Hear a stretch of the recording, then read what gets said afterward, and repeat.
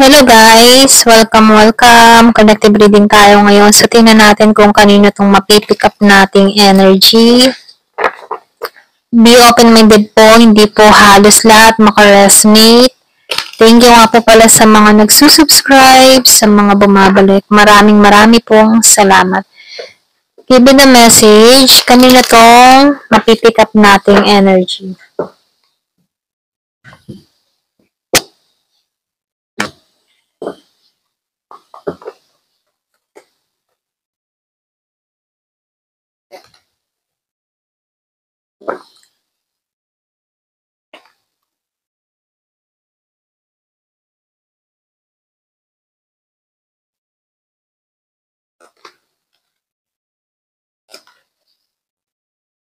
So, meron ako nakita ditong Gemini, Aquarius, Libra, Sagittarius, Scorpio, Cancer, merong Pisces,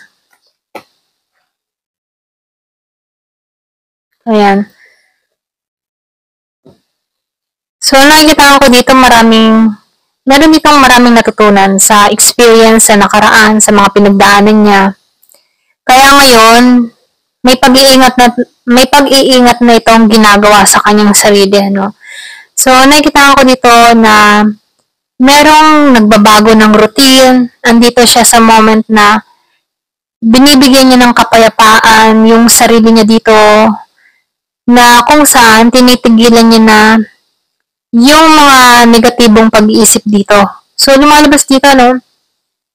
Natututunan na ng tao na ito na i-disiplina yung sarili niya rito, okay? So, nabibigay ko dito, mas gusto ng tao na ito na magpahinga, mag-relax. Hinahanap niya dito yung kapayapaan niya. Yun yung unang step na ginagawa ng tao na to. Mahanap niya yung kapayapaan niya rito. At nagtatagumpay siya dito, no? So, nakikita ko rin dito, naranasan kasi ng tao na to na magkaroon ng ibang marami siyang nakakasalamuhan tao na very toxic, may mga gulo or away din na nangyari siya mula sa tao na to, okay? Pwedeng sa trabaho, pwedeng sa kapareha, pwedeng sa kapamilya, na kung saan nagbibigay ng chaos sa kanyang buhay, ano? So, meron ditong tao sa paligid niya na hindi niya makasundo, ganyan. Pero ganun pa man, naging challenge to para sa kanya, okay? So, nakikita ko dito, meron siyang mga pinaniniwalaan dito, okay? Lalo na sa usapin pag-ibig, yun yung pinaniniwalaan niya na meron at meron darating sa kanya. Yung iba naman sa inyo, nagkakaroon ng kaliwanagan sa sitwasyon na kinakarap niya dito, no?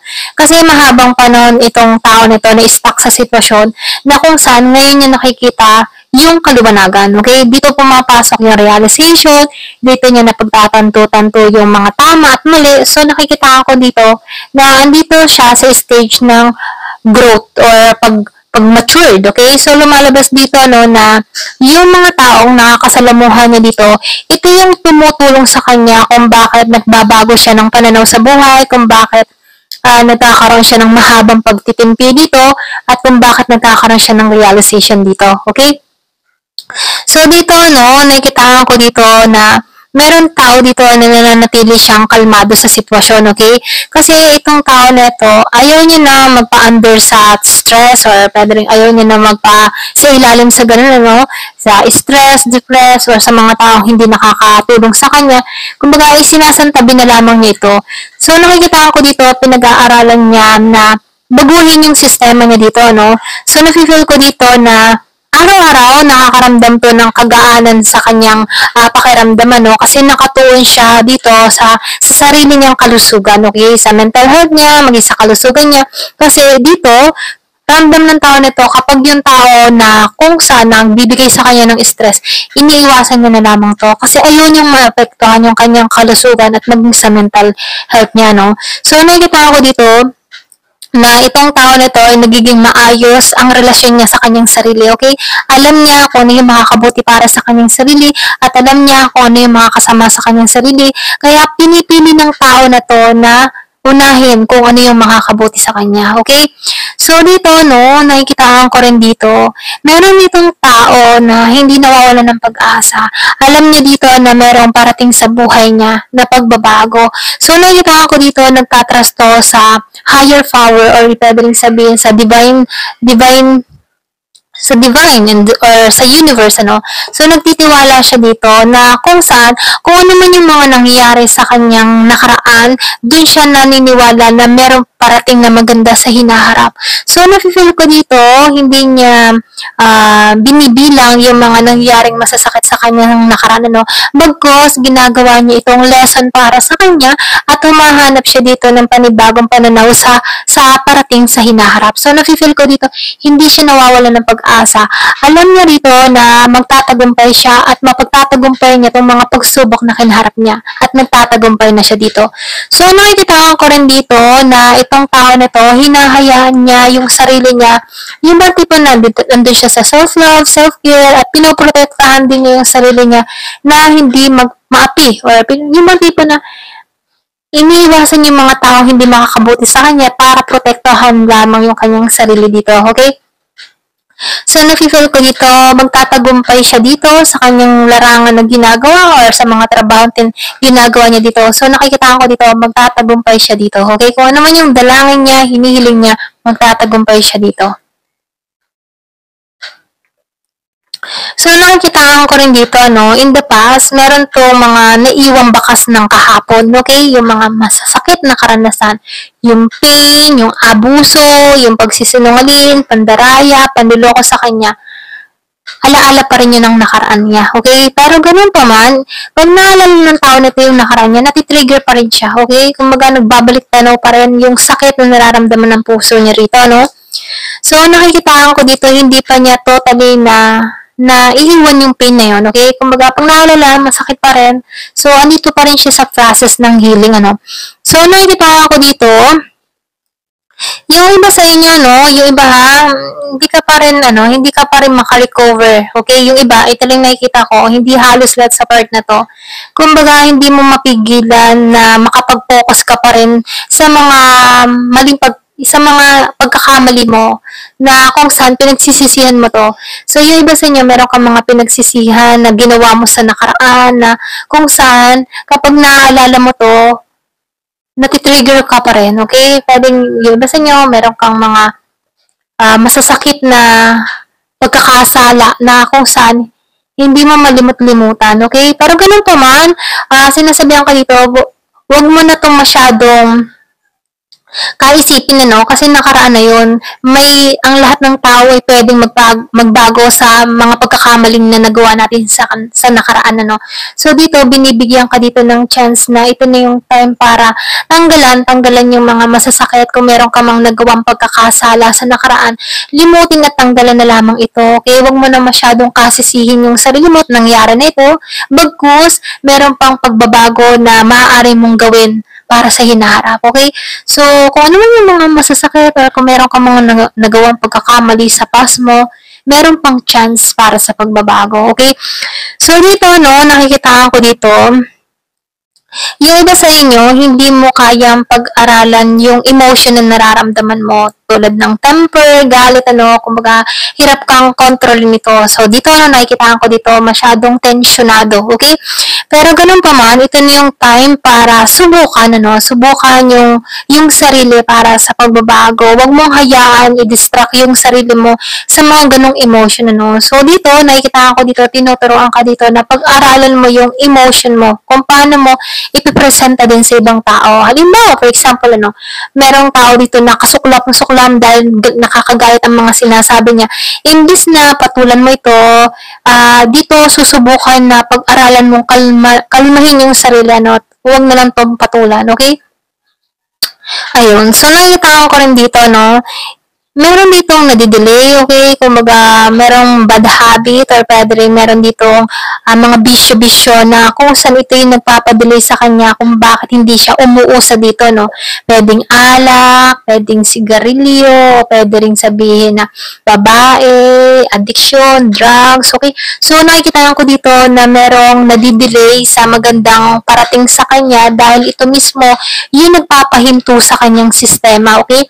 Dito siya nai-stuck sa mga bad habit niya rito, okay? So, na kung saan, tinuturuan siya dito na ito na yung time, kumbaga meron nagtutulak na pwersa na ito na yung time para tanggalan mo yan, okay? Hindi yan makakatulong sa paglago mo.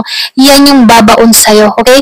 Kung meron kang mga bisyo na hindi nakakatulong sa sitwasyon mo, sa pag-unlad mo, bitiwan na to, okay? Ayan, kasi nakikita ko dito, no, yung iba sa inyo, kaya nakakagawa ka dito ng bad habit, dahil sa mga sakit na nararanasan mo, okay? Kumbaga, pwedeng meron kang gustong kalimutan na kung saan alak na lang ang iyong katuwang, okay? So, dito, nakikita ko dito na meron ditong tao na gustong makalimot sa kanyang pinagdadaanan na kung saan yung bisyo niya, yung kanyang katuwang para malimot tong kanyang pinagdadaanan na kung saan itong bisyong ito, yun yung bumabaon sa kanya, okay? Binabaon lang siya sa problema. Kaya dito, tinuturuan tong tao nito na huwag mong hayaan na lamunin ka ng bisyong ito dahil hindi mo makikita yung kaliwanagan, okay?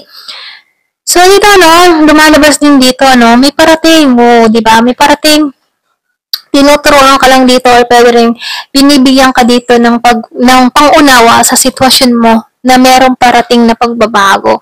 Kung ano man yung pain, okay? O kung ano man yung mga rough pain na naranasan mo sa past mo, ito na yung time para bitawan mo to. Kasi meron ditong darating na pag-ibig sa'yo na magbibigay ng totoong pagmamahal sa'yo, okay? Meron ditong overflowing. So, nakikita ko dito na kung saan kayo mismo ay bubuo ng maayos at masayang pamilya dito na magtutulungan kayo sa bawat isa, okay?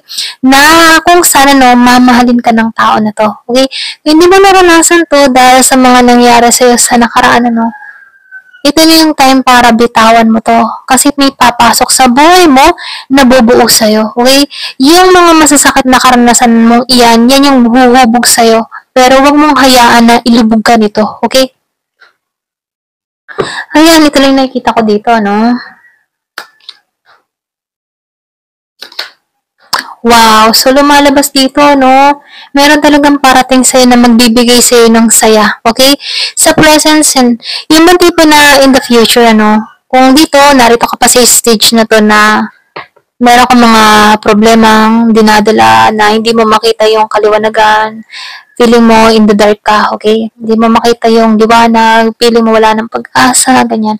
So, lumalabas dito na merong parating, okay? Ma-appreciate ka ng tao na to. So, nakikita ko dito, kailangan mo lang trabahuhin yung sarili mo. Hindi mo kailangan ilog mo kayong sarili mo sa mga masasakit na pinagdaan mo in the past.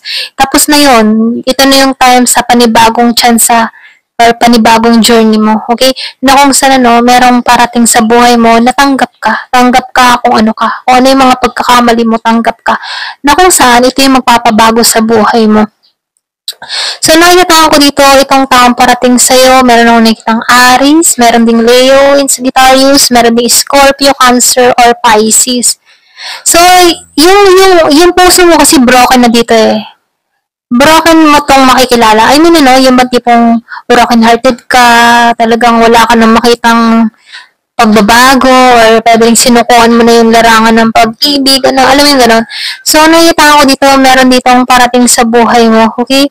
So, kung ano man yung mga naranasan mong pain na ito, na kung saan ito yung bumabaon sa'yo, napapatrigger sa'yo, sinasabihan ko dito, matatapos na to. Normal naman yung masaktan. Normal talagang masaktan tayo sa mga tao na nananakit sa atin. Kasi may time na hindi natin maintindihan kung bakit natin na-encounter itong mga taong nananakit sa atin. Pero ganun pa man, may purpose ang lahat. At maniwala ka sa process ni God sa buhay mo, okay? So, nafe-feel ko dito merong parating sa buhay mo na makakaunawa sa sitwasyon mo. Ayan. Ayan, hanggang dito na lamang po. Thank you for watching. Love and peace.